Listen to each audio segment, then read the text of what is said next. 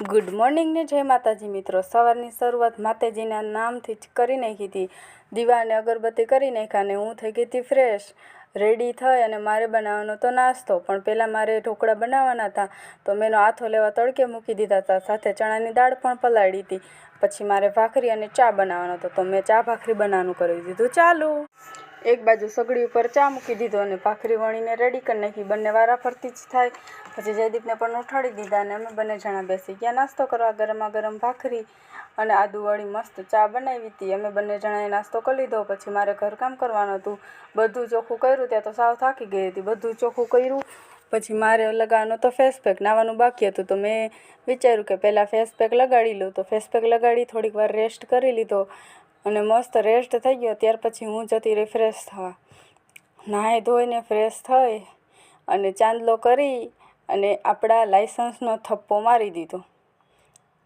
પછી થઈ ગઈ હું રેડી થઈને મારે ધોવાના હતા કપડાં મશીનમાં નાખી દીધા। મશીનમાં કપડાં ધોવાય ત્યાર પછી જ મારે રસોઈનું બનાવવાનું હતું। ત્યાં સુધીમાં મેં માતાજીના જાપ કરી લીધા। જાપ કરી અને મંત્ર જાપને મંદિરમાં જ મૂકી દીધું।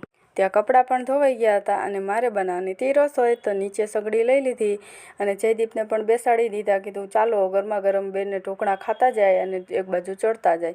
વારા ફરતી ડીશ ઉપર ડીશ બનતી ગઈ અને મસ્ત ગરમા ગરમ ચણાની દાળવાળા વાટી દાળના ઢોકળા બનાવ્યા હતા।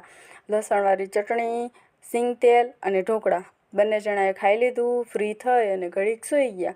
સૂઈને મારે થોડું ઘરકામ કરવાનું હતું, કર્યું। ત્યાં તો મહેમાન આવી ગયા। ભાઈને એનો દીકરો આવ્યો તો ભાઈને પણ ઢોકળા બહુ ભાવે તો એના માટે મેં રાખ્યા હતા ઢોકળા। એને ખાઈ લીધા। ઢોકળા ખાઈ શરબત પી અને પછી એને કંઈક કામ હતું તો એને જવાનું હતું ને અમારે પણ થોડી ઘણી વસ્તુ લેવાની હતી।